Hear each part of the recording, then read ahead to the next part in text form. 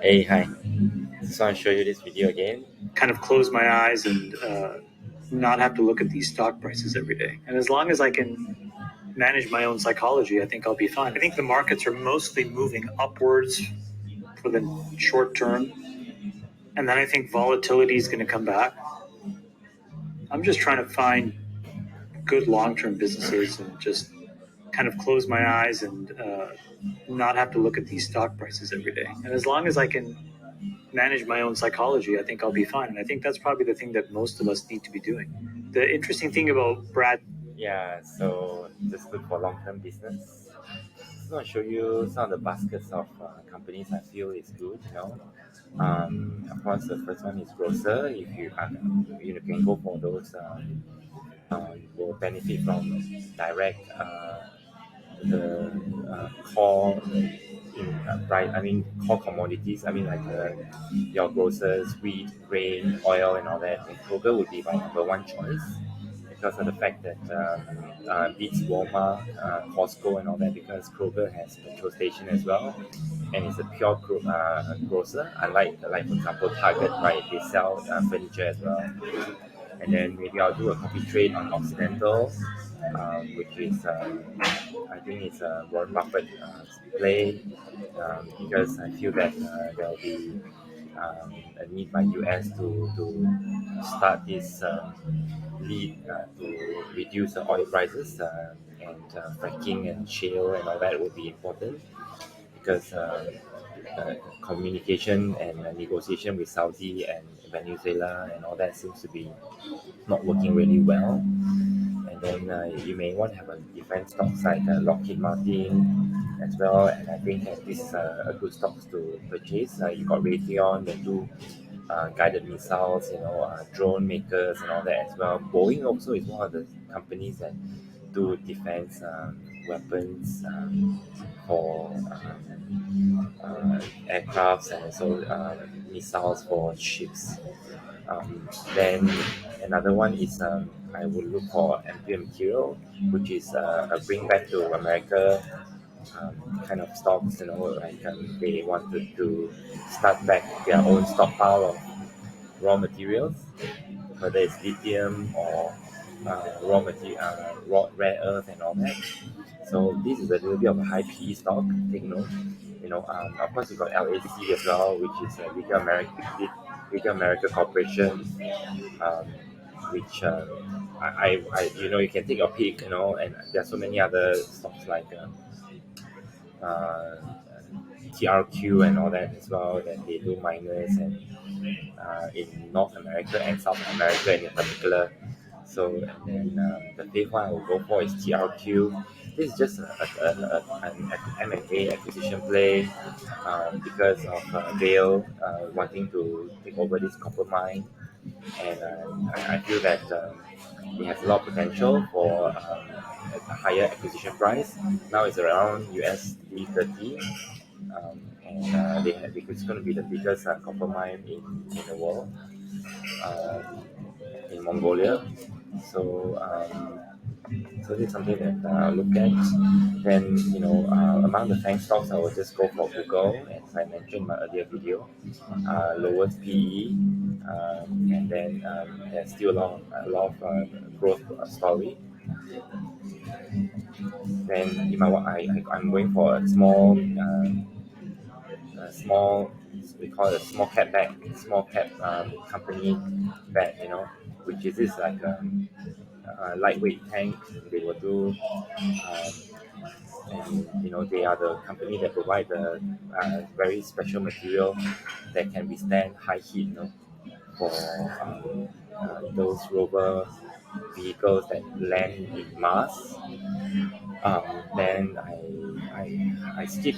There's a lot of small cap company that you can go for, like high growth small caps. Can be immersion, it can be lemonade and all that as well. But I just pick Cpsh. I abandon Astra space, and my other favorite would be avepoint, which I abandoned as well. It's a SaaS company.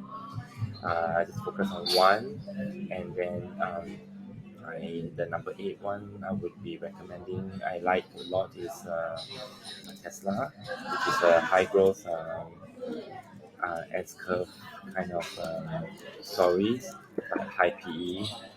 Um, so this is something that I will keep as well. And then you will see that some are riskier and some are less riskier. And then I have abandoned Baba and all those China stocks. You may have one. You may want to have a small percentage of your stocks in those thing as well. And then commodities, I'll go for pplt. As I mentioned, it's still among the cheapest. And then commodities, go for gold. Barrick gold is something that it's a safe haven. And I'm a bank stocks. I'm going for barclays. I've abandoned Deutsche Bank and American banks as well. Barclays is at all-time low, so maybe it's a good buy because UK banks are a little bit more insulated with all these war threats. But take note that they had some blunder of their and created some unnecessary paper losses on one of their IPOs that they were doing the sale of those security papers. Then my other stocks that I would recommend would be, of course, commodities. You can go for silver, palladium, and all that as well.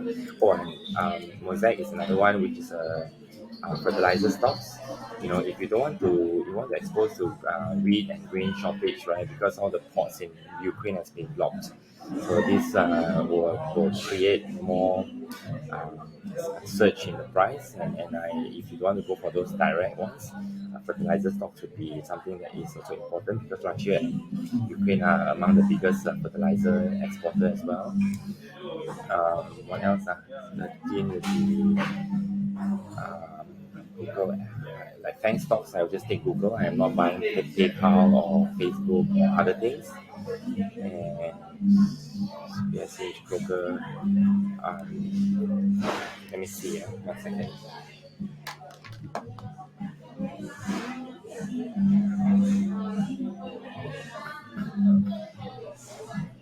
Oh, Twitter. Twitter, I believe that has a lot of potential.